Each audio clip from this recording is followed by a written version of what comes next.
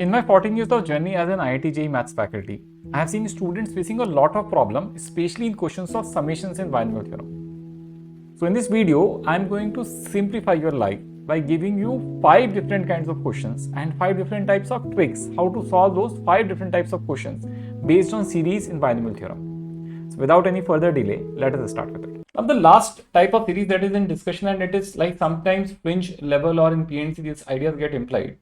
A series based on negative and fractional indices. So if I want to write the expansion of 1 plus x raised to the power n, what is the difference here? N is a rational number or a negative integer, anything can happen. So in that case, how we are going to write the expansion? So there is a logic or a method that is on a Taylor series. So what we are saying is 1 plus x raised to the power n can be written as a naught plus a1x plus a2x square, and this will go till infinity. What we need to figure out is what is the possible value of a0, a1, a2. For that, now we will first put the value of x as 0. This is my first iteration. If I do left hand side becomes 1, right hand side becomes a0. You get the value of constant. So this is a general method. Whenever you want value of constant, in order to get the value of constant, you will have to put x as 0. This is very important. This is used in a lot of JEE. Second is basically, if I want to get the coefficient of a1, I will do differentiate both the sides. So if I do differentiation of left hand side, it is n into 1 plus x raised to the power n minus 1. This is 0. This is a1. This is 2a2x, so on and so forth. And now we will put x as 0. If I put x as 0, I will get the value of a. And we'll keep on doing this. So these are 2 iterations, we'll keep on doing this and get all the. So what is the pattern you observe? The pattern that we get is if I am writing expansion of 1 plus x raised to the power n, irrespective of what is the value of n, the answer can be written as 1 plus nx, n into n minus 1 by 2 factorial x square, n into n minus 1 into n minus 2 by 3 factorial x cube, and this will keep on going till infinity. So what is happening? If I write a general term or coefficient of x raised to the power r, it becomes n into n minus 1 into n minus r plus 1 divided by r factorial. And so this is what we are getting. Let me confirm. If I put n is 2, yeah, n is 3, yeah, correct. You can see that this becomes the coefficient of x raised to the power r.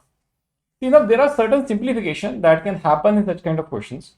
What is those? So this is the first part. You can see that easy to remember would be, instead of nc1 we are writing n, instead of nc2 we are writing n into n minus 1 by 2 factorial. That is nothing but the expansion of NCR. Easier way to remember it, because once we write n as positive integer, this will become binomial expansion. So you can connect back the ideas and directly connect from there also to remember the results. See, now very interesting idea is what happens if I replace the value of n with minus 1. If I do so, it will become 1, then minus x.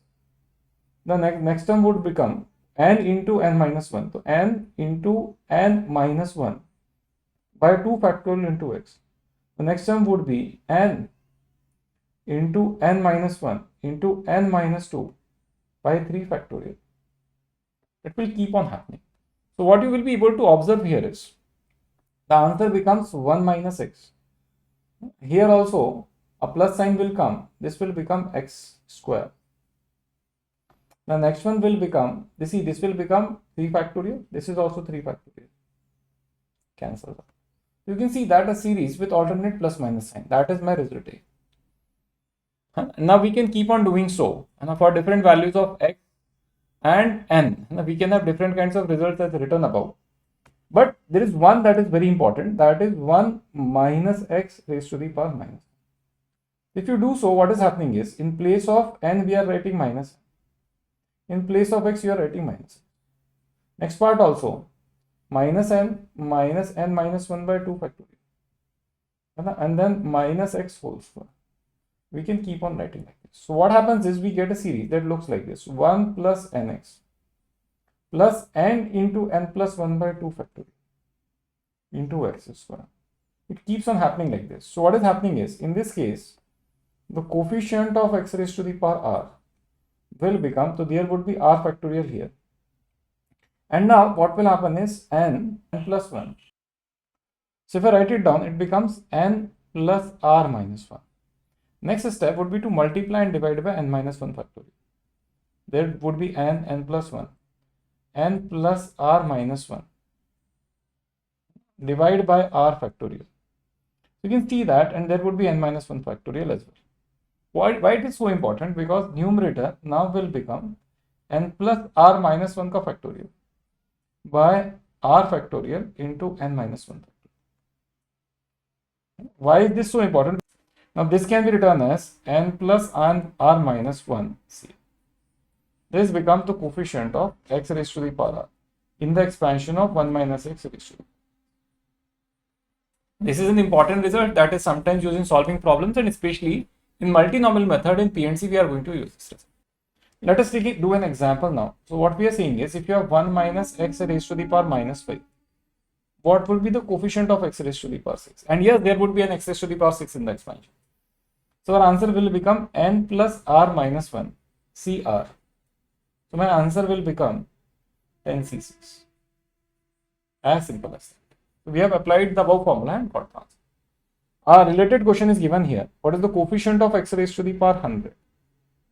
And then expansion of 3 minus 5x by 1 minus x. So what we will do is, first we will simplify this. So this will become 3 minus 5x into 1 minus x raised to the power minus 2. Once you have things like this, and we can split it into two parts. 3 into 1 minus x raised to the power minus 2. 5x into 1 minus x raised to the power minus 2. Since I want coefficient of x raised to the power 100, from this first part, it will become n plus r minus 1 CR.